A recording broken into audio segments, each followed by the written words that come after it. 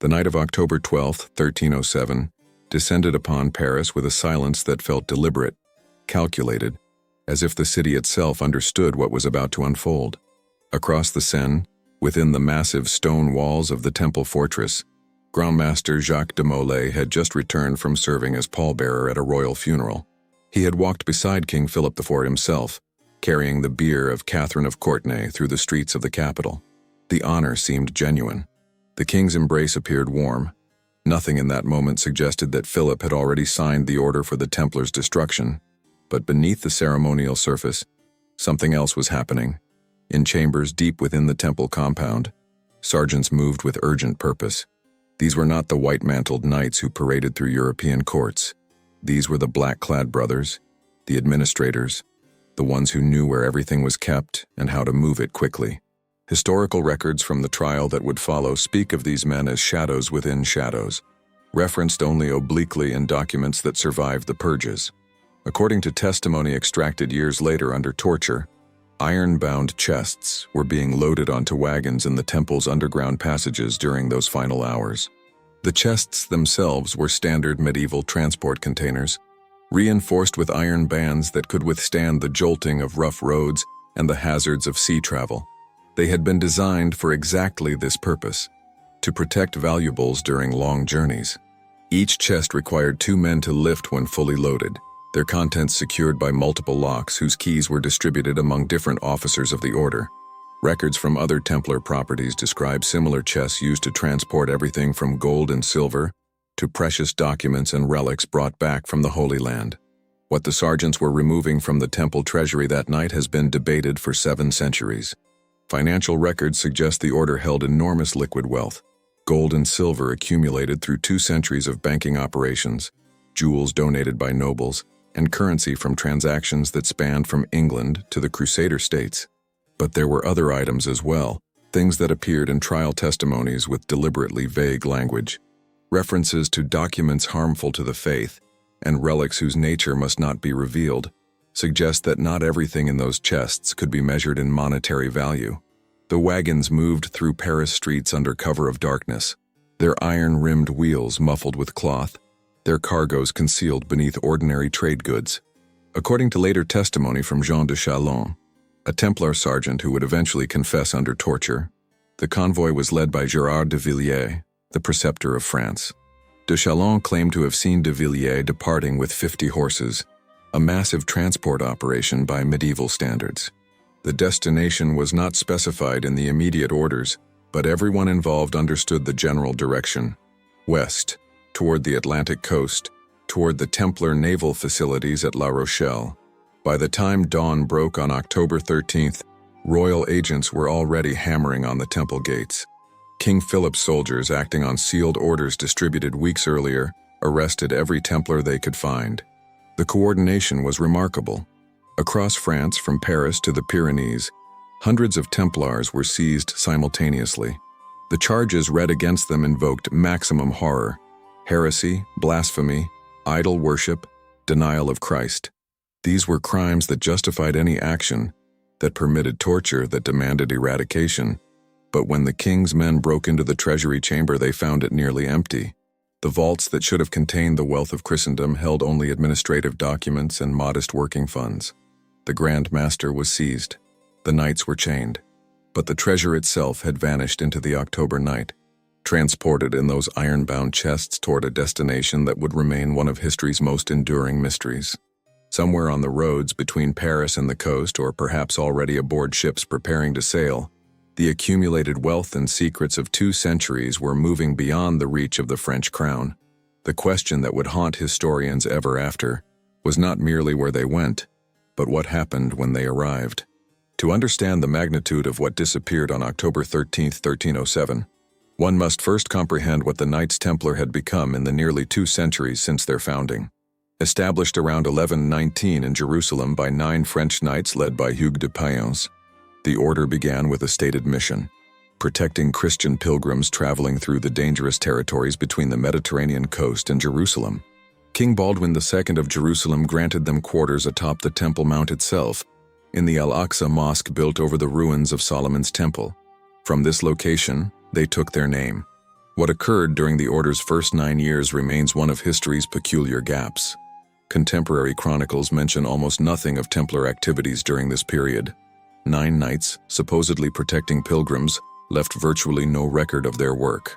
Archaeological surveys conducted in the 19th century discovered tunnels beneath the Temple Mount, bearing marks consistent with medieval excavation. British engineers in 1867 found Templar artifacts deep underground: spurs, weapon fragments, objects that suggested the knights had been doing far more than standing guard. Whether they discovered ancient treasures, sacred relics, or forbidden documents during these excavations remains speculation. But when Hugues de Payan returned to Europe in 1127, everything changed. Within months of his return, the order received official recognition from Pope Honorius II at the Council of Troyes. Bernard of Clairvaux, one of Christianity's most influential voices, wrote the Templar rule and declared them a new kind of warrior, monks who could kill without sin in defense of the faith. Pope Innocent II's bull of 1139 granted them extraordinary privileges. They answered only to the Pope. They paid no taxes. They could cross any border freely. They built their own churches and collected their own tithes. No secular authority could command them. No local laws constrained them.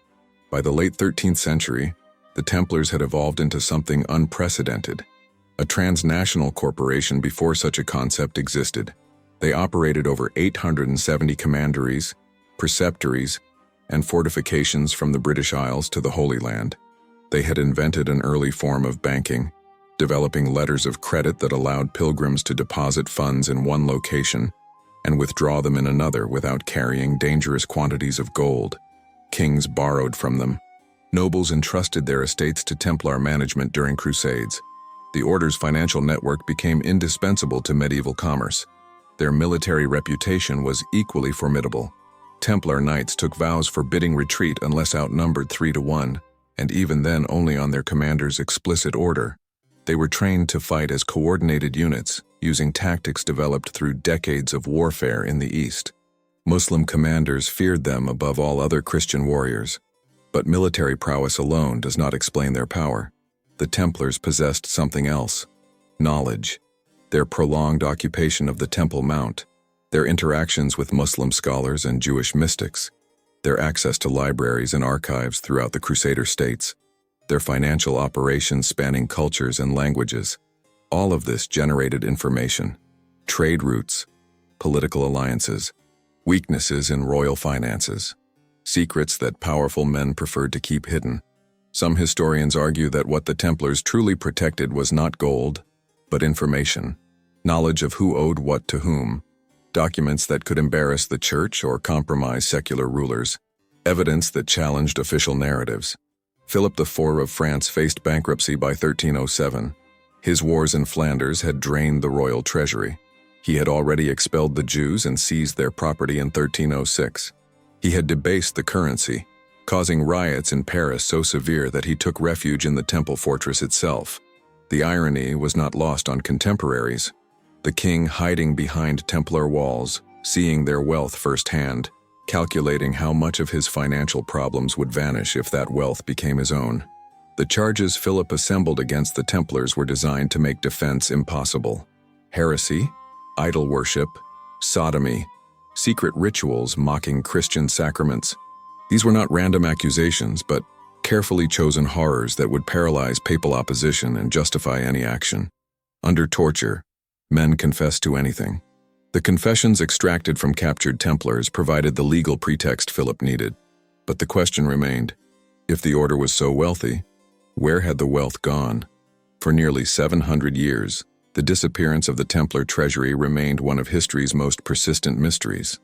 Then in September 2001, an Italian paleographer named Barbara Fraile made a discovery in the Vatican Apostolic Archives that would fundamentally alter understanding of what happened to the Knights Templar. Fraile was conducting doctoral research in the vast papal collections when she encountered a document that had been misfiled among unrelated Avignon period records. The parchment, measuring 700 by 580 millimeters, bore the date August 1720, 1308, and originated from Chinon Castle in France. The document contained transcripts of a secret papal investigation, 3 cardinals, Bérenger Frédol, Étienne de Suisy, and Landolfo Brancacci, had traveled to interrogate the imprisoned Templar leaders when they were too ill to be transported to Poitiers. What the cardinals discovered and what they reported to Pope Clement V contradicted 7 centuries of accepted history. The text was explicit. Jacques de Molay and the other Templar commanders were absolved of heresy. The Pope had found them innocent of the primary charges that justified their destruction. The Chinon parchment proved that whatever secrets the Templars carried when they fled Paris in October 1307, they were not the secrets of heretics. The papal absolution meant that the order's suppression was political rather than theological, financial rather than spiritual.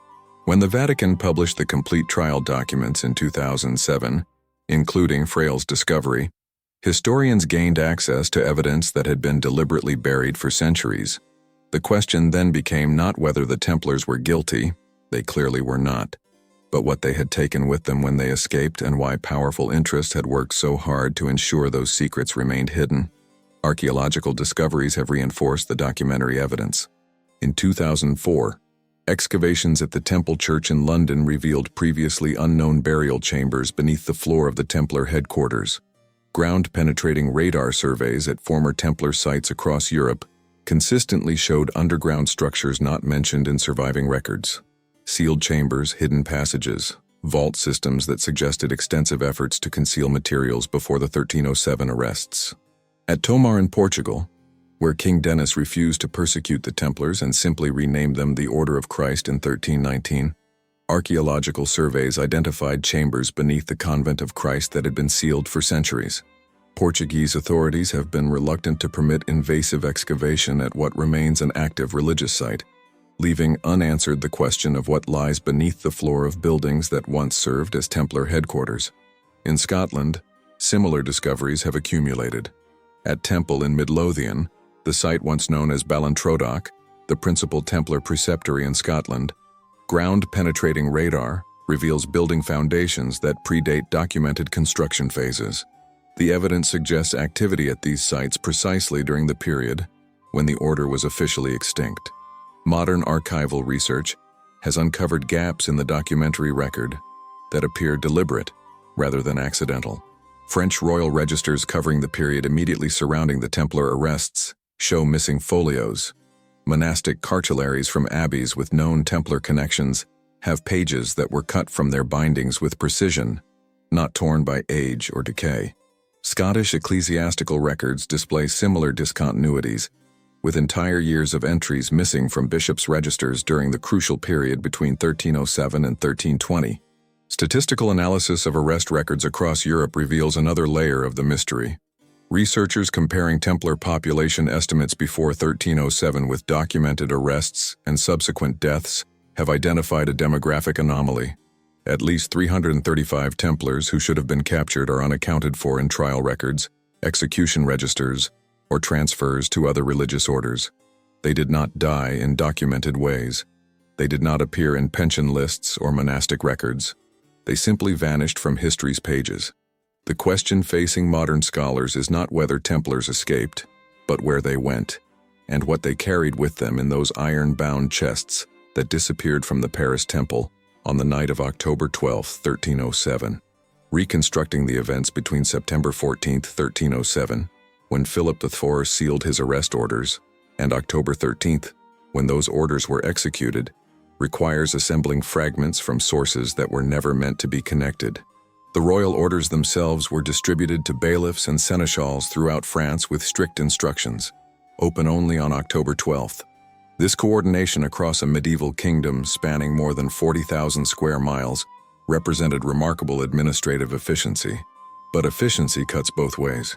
A secret shared among so many officials cannot remain secret for long. Trial testimony from Jean de Chalon, extracted in 1308, provides the most direct evidence that someone warned the Templars.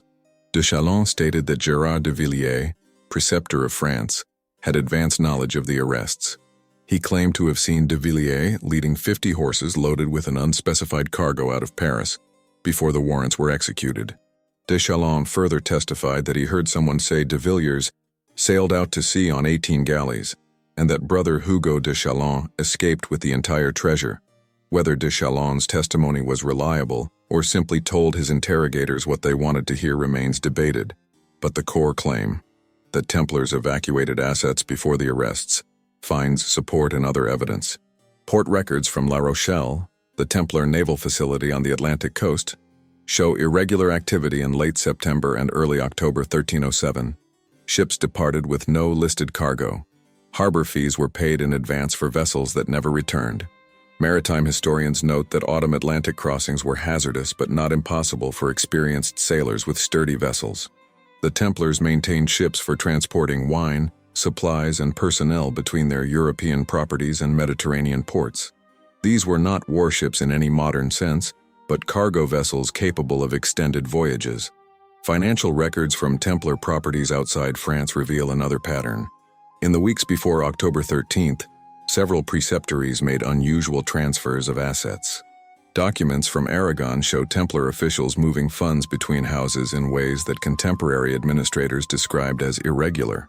English royal records note that certain Templar properties were found to contain far less wealth than their normal operations would suggest, as if liquid assets had been recently moved elsewhere.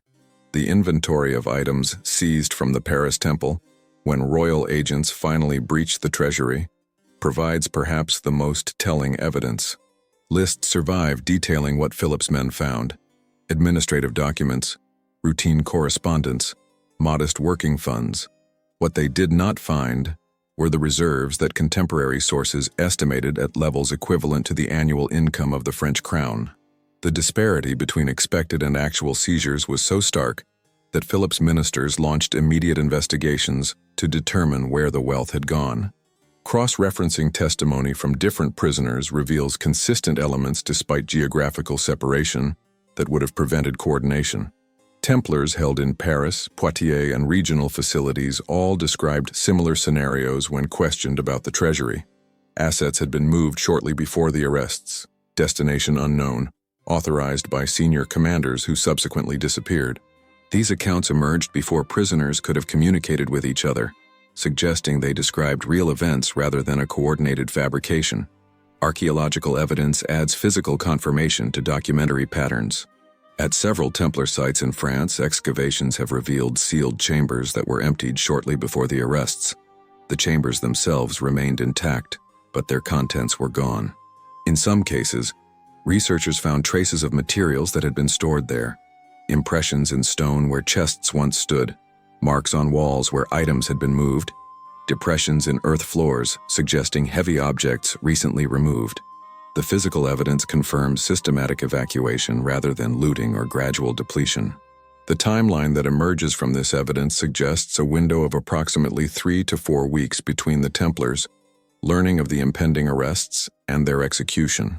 3 weeks to identify what must be saved, to organize transport, to arrange shipping, to coordinate evacuation across a kingdom where royal surveillance was increasing daily.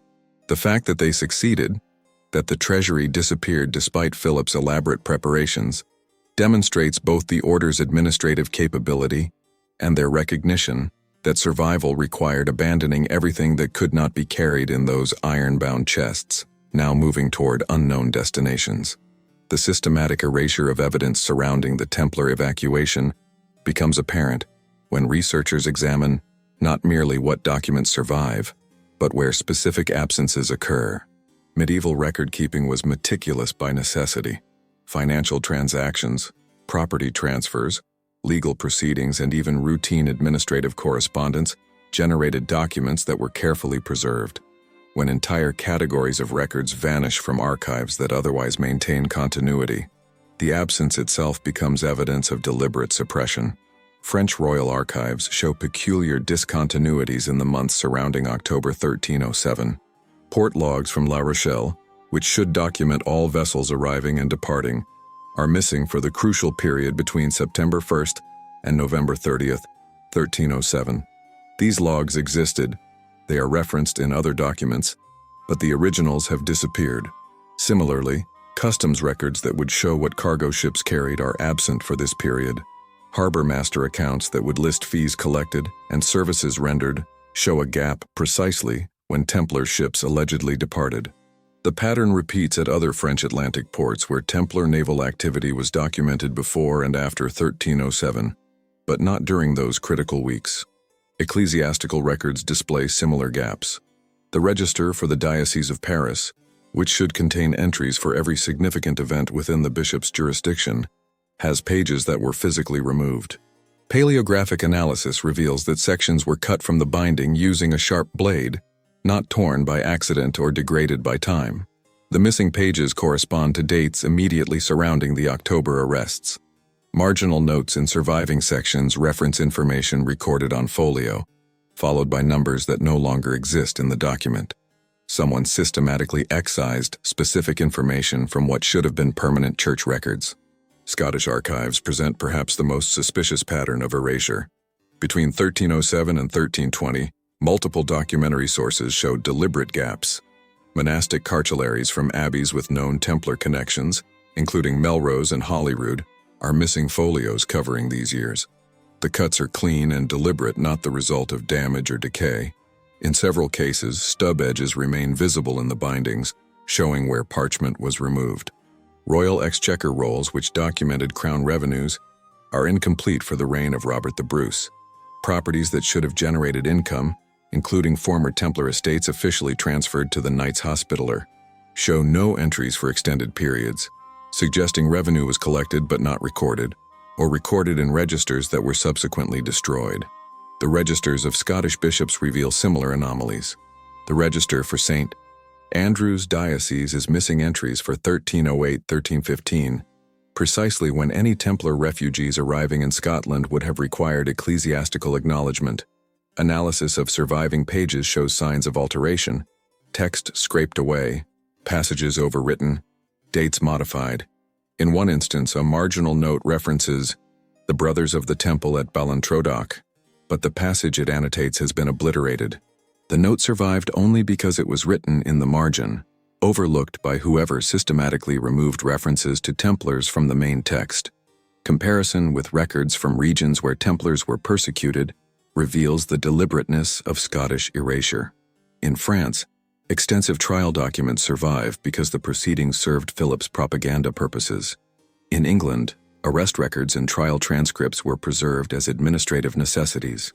Even in Portugal, where King Denis protected the Templars, the official transformation of the order into the Order of Christ generated documentation. But Scotland produced almost nothing. The silence is not the absence of events, but the absence of records that should exist. Archival researchers have identified additional signs of deliberate editing: discoloration on pages where text once existed, faint impressions from facing pages showing words no longer present, references in indices to documents that no longer exist in collections they supposedly catalog, cross-references in surviving documents to letters, reports, and proceedings whose originals cannot be found. These are the signatures of systematic censorship, the work of hands that moved through archives removing specific information while leaving surrounding material intact. The pattern suggests multiple phases of erasure. Some censorship appears to have occurred immediately after 1307, likely by Scottish authorities demonstrating nominal compliance with papal directives while actually protecting refugees. Other redactions date to later periods, the 15th and 16th centuries, when Scotland sought legitimacy within the wider European community and could not afford association with condemned heretics. Each layer of censorship compounded earlier gaps, creating absences within absences, making the reconstruction of what actually happened increasingly difficult, but also, paradoxically, more clearly deliberate. The fate of Templar refugees and their transported wealth diverged dramatically depending on geography, creating parallel histories that cannot be reconciled without acknowledging deliberate alteration of records. French sources, dominated by inquisitorial proceedings and royal propaganda, portray the Templars as defeated heretics whose order was righteously destroyed. English chronicles present them more sympathetically as victims of French aggression, though ultimately acquiescent to papal authority. Scottish sources, or rather the conspicuous absence of substantial Scottish sources, suggest something entirely different. Not destruction or defeat, but absorption and transformation. French documentation is extensive precisely because the persecution served political purposes. Royal archives contain detailed arrest records, trial testimonies, and execution registers covering hundreds of individual Templars. Inquisitors compiled extensive dossiers of confessions extracted under torture. The inventory of seized properties fills multiple volumes. Yet within this massive documentary corpus, significant anomalies appear when researchers examine what was not found. Property seizure records repeatedly note that expected valuables were absent. Treasury accounts document assets that should have existed but did not. Most tellingly, several trial testimonies mention Templars who escaped, but whose subsequent fates are never documented. The French records are simultaneously comprehensive and incomplete, meticulously detailing the destruction of the order, while inadvertently documenting that significant portions of it escaped. English records present different challenges. King Edward II, married to Philip IV's daughter, eventually yielded to pressure and arrested English Templars in January 1308. But torture was not routinely employed in England, and consequently, few confessions were obtained. Most English Templars were eventually absorbed into other religious orders or granted small pensions. The transition was bureaucratically recorded, but reveals little about where Templar knowledge and resources went. More significantly, English documents explicitly note that Scotland was excluded from arrest proceedings. A letter from Edward II to his sheriffs orders seizure of Templar properties in our realm, explicitly noting that properties in Scotland were beyond his authority since Robert the Bruce controlled that kingdom. Scottish evidence operates through different mechanisms entirely. What survives are primarily property transfer records, showing former Templar estates officially granted to the Knights Hospitaller, as mandated by papal decree. Yet linguistic and physical evidence reveals these transfers were often nominal. Place names preserve what official documents obscure. Sites continued to be called the Temple in local usage for centuries after their supposed transfer to the Hospitallers. At Maryculter in Aberdeenshire, architectural analysis reveals significant construction during the early 14th century. New fortifications, expanded chapels, residential quarters built in styles consistent with military orders. If the Hospitallers were merely absorbing empty Templar properties, the extensive construction makes no sense, unless the properties were not empty, but continuing to function under different administrative structures. Comparison of architectural elements across suspected Templar sites reveals coordinated activity that official records do not explain. Carved symbols appearing at multiple locations, specific forms of crosses, geometric patterns, distinctive mason's marks, suggest craftsmen working to common templates. The symbols evolved over time, becoming less explicit but remaining recognizable to specialists. This pattern suggests a tradition going underground, preserving identity through encoded references, while avoiding explicit declarations that could invite renewed persecution. At Rosslyn Chapel, built in the 15th century by the Sinclair family, who had documented Templar connections, carvings include motifs found at earlier Templar sites, implying transmission of artistic tradition across generations. The divergent histories converge when viewed not as contradictory, but as complementary perspectives on a complex process. French sources document destruction. English sources document exclusion of Scotland from that destruction. Scottish sources document absorption and transformation through the absence of documentation. Together, they map how an international military order, officially dissolved, continued to exist in fragmented form, destroyed in some regions, driven underground in others, and reconstituted under new identities in places where political circumstances permitted. Scotland was one such place. The evidence is written not in chronicles but in buildings that were constructed when they should not have been, in symbols that persisted when they should have been forgotten, in silences that speak of deliberate concealment, and in demographic patterns that can only be explained by the arrival of trained warriors at precisely the moment when an excommunicated Scottish king needed every sword he could muster. The suppression of the Knights Templar was not merely about seizing wealth or eliminating a rival power center. At its core, the operation targeted the order's accumulated knowledge infrastructure. The networks, records, and intellectual capital developed over 2 centuries of operation across medieval Christendom. What made the Templars dangerous to secular rulers was not only their financial power or military capability, but their possession of information that could destabilize existing political arrangements. The order maintained extensive archives at their Paris headquarters and regional preceptories, These archives contained far more than financial ledgers.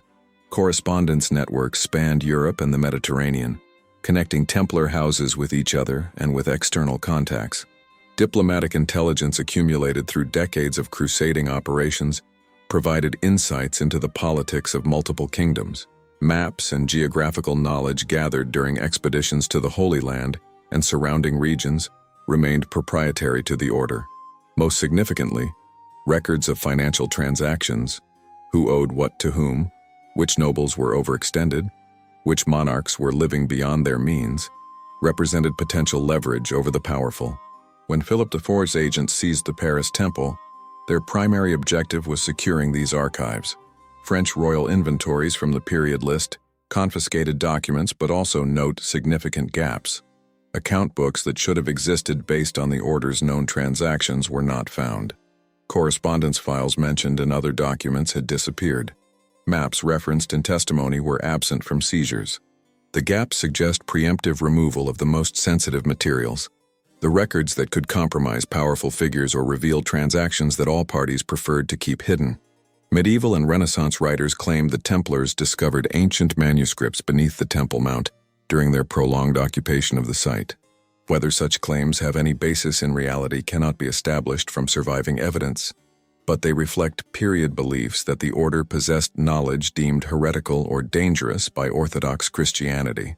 The charges brought against the Templars in France centered partly on allegations of secret initiation rites and hidden doctrines. While confessions extracted under torture are unreliable, the accusations themselves reveal what inquisitors considered plausible, that the order maintained parallel traditions outside church control. The question of what knowledge required suppression becomes more pointed when examining what happened to Templar documents after the arrests. At several preceptories, fires consumed archives before royal agents could secure them. Contemporary accounts describe Templar officers burning records rather than allowing them to fall into hostile hands. What was destroyed cannot be known, but the deliberate destruction itself indicates that someone considered certain materials too dangerous to risk capture. Similar patterns of deliberate documentary destruction appear at multiple locations across France in the weeks surrounding October 1307, suggesting coordinated efforts to eliminate evidence. In Scotland, the question of knowledge takes different dimensions. If Templar refugees brought archives with them, what happened to those documents? No collection of Templar manuscripts has ever been discovered in Scotland, yet the transmission of specific symbols, architectural techniques, and organizational structures suggests knowledge transfer occurred. The most visible example is Rosslyn Chapel, built in the 15th century by the Sinclair family who had documented Templar connections. The chapel's elaborate carvings incorporate symbols and geometric patterns that scholars have linked to Templar, Masonic, and esoteric traditions. The designer clearly had access to architectural knowledge and symbolic vocabularies that should not have been available in 15th century Scotland, unless that knowledge had been preserved and transmitted through unofficial channels. The geographic distribution of post-suppression Templar symbolism reveals patterns suggesting organized preservation of tradition. Sites across southern Scotland, from Kilmartin in the west to Temple in the east, display carved stones and architectural elements from the early 14th century onward employing consistent symbolic vocabularies. This is not random convergence, but evidence of shared knowledge maintained across generations. Secret societies operating in Scotland from the 15th century forward, including early Masonic lodges, claimed descent from Templar traditions. While direct institutional continuity cannot be proven with surviving documentation, the persistence of specific rituals, symbols, and organizational structures implies transmission of knowledge through channels operating outside official view. The systematic suppression was not merely about destroying an organization, but about controlling knowledge, ensuring that certain information networks, certain records, certain traditions did not survive beyond the reach of authorities who would have eliminated them had they known they persisted. That they survived anyway, encoded in architecture and ritual, woven into traditions of successor organizations, suggests the limits of suppression. Tracing how Templar traditions and resources dispersed after 1307 requires following networks rather than individuals, patterns rather than specific names. The order's survival in scattered form depended on infrastructure already in place. maritime routes connecting ports from La Rochelle to Scottish harbors, trade relationships maintained through decades of commercial operations, monastic connections between religious houses across Europe, and craft guild networks that could absorb military expertise into civilian structures. The maritime dimension is most directly relevant to understanding what happened to those iron-bound chests that left Paris in October 1307. Historical records confirm the Templars maintained vessels for transporting wine, goods, and personnel. Port records from La Rochelle show regular Templar shipping activity before the arrests. These were not warships, but cargo vessels, caravels and cogs designed for Mediterranean trade, but capable of Atlantic voyages under favorable conditions. The autumn crossing from France to Scotland presented navigational challenges but was achievable for experienced sailors. The journey of approximately 800 nautical miles would have taken several weeks depending on winds and weather. Scotland's west coast offered multiple harbors accessible to vessels crossing from France. The region of Argyll, where the enigmatic carved stones at Kilmartin bear possible Templar associations, was dominated by maritime culture. Norse, Irish, and Scottish influences overlapped here, creating a population accustomed to sea travel and foreign contacts. The political fragmentation of the Western approaches, claimed by Scotland but partially independent under local lords, made the region ideal for refugees seeking to avoid official scrutiny.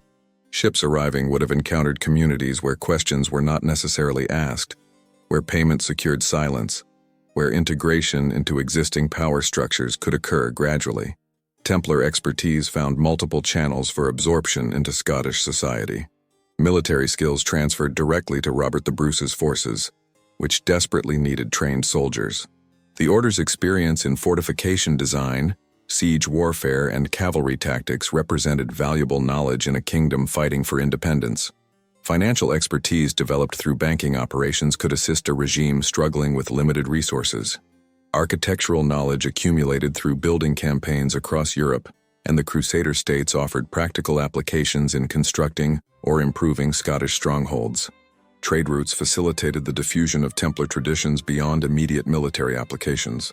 Scottish monasteries maintained connections with continental houses, exchanging not only correspondence, but also monks, manuscripts, and material culture.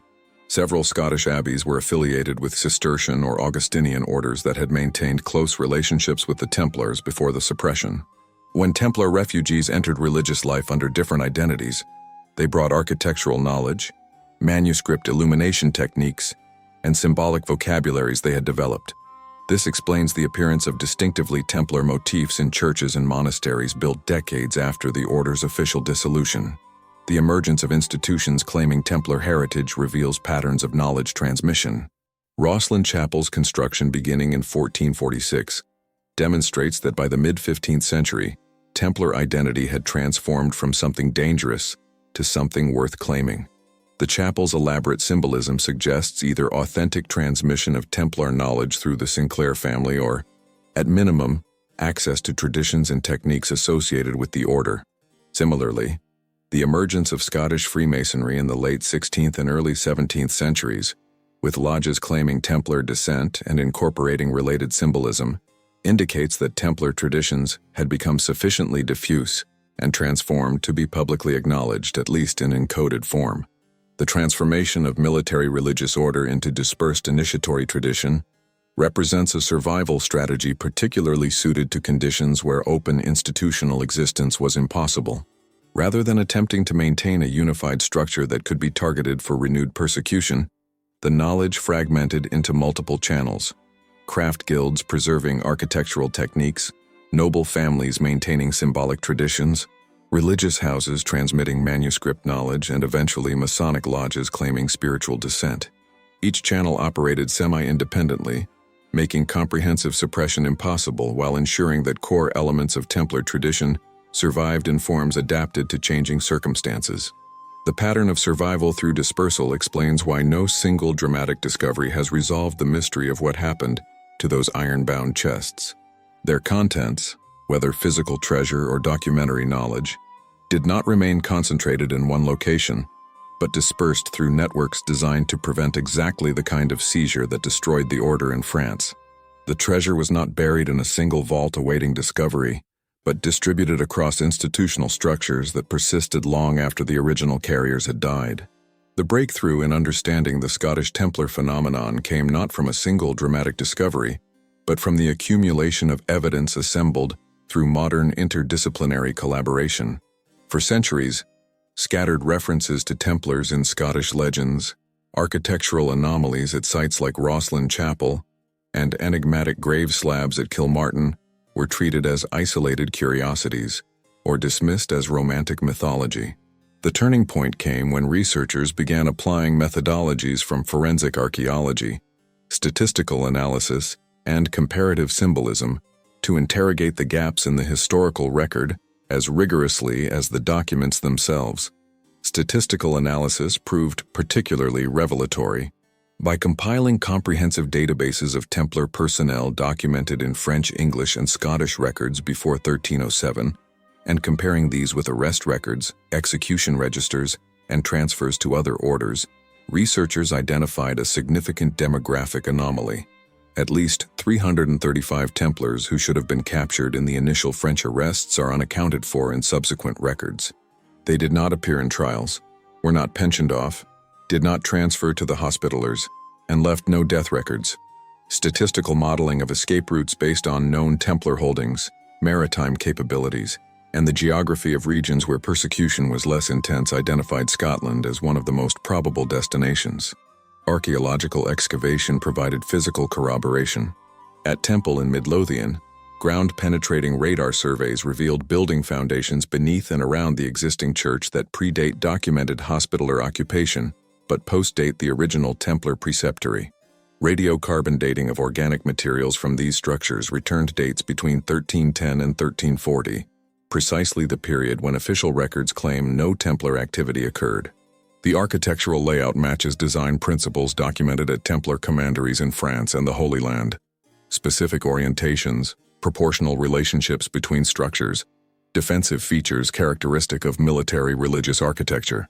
These were not local builders copying generic monastic layouts, but professionals applying specialized knowledge of Templar tradition. Linguistic and symbolic evidence provided additional confirmation. Paleographers examining carved stones at Kilmartin and elsewhere identified letter forms and symbolic elements traceable to Templar contexts. The straight swords incised on anonymous graves are depicted with details, crossguard shapes, pommel styles, blade proportions, that match weapons documented in Templar inventories. More tellingly, some stones display partially effaced inscriptions. Advanced imaging techniques revealed traces of letters beneath surface weathering and deliberate obliteration. Reconstructed fragments include phrases in Latin using formulae documented in Templar liturgical texts. The inscriptions were not worn away by time but deliberately damaged yet not completely destroyed, as if those doing the damage were conflicted about fully erasing the memory of those buried beneath. Yet the investigation encounters barriers that are themselves revealing. Access to potential archaeological sites remains restricted. Excavation permits for locations with suspected Templar associations face bureaucratic obstacles suggesting institutional discomfort with potentially disruptive discoveries. Vatican archives, despite recent reforms, still require special permission for accessing certain Avignon period collections. French royal archives show gaps, particularly for the period immediately surrounding the Templar arrests, that suggest either loss or continued restriction of materials. Most significantly, the question of what those iron-bound chests contained when they reached Scotland remains unresolved. If they carried gold and silver, no dramatic cache has been discovered. If they contained documents, no collection has emerged from sealed vaults or hidden chambers. The persistent mystery suggests several possibilities. The materials were successfully hidden and remain undiscovered. They were consumed or destroyed after serving their purpose, or most intriguingly, they were distributed so thoroughly through existing institutions that they became unrecognizable as specifically Templar in origin. What can be stated with increasing confidence is that the official narrative that the Knights Templar were destroyed in 1307 and ceased to exist is demonstrably incomplete. A significant number of Templars escaped the French arrests. Many reached Scotland during precisely the period when Robert the Bruce needed military expertise and when his excommunication meant he had little to fear from harboring condemned refugees. These Templars brought skills, knowledge, and possibly physical resources that were absorbed into Scottish military and religious structures. The absorption was systematic enough to leave physical traces in architecture and burial practices, yet deliberate enough to avoid documentation that could invite renewed persecution. The iron-bound chests that left Paris in October 1307 reached destinations where their contents, whatever those contents were, found safe harbor. The mystery endures not because nothing survived, but because what survived was deliberately rendered invisible, and remains so to this day.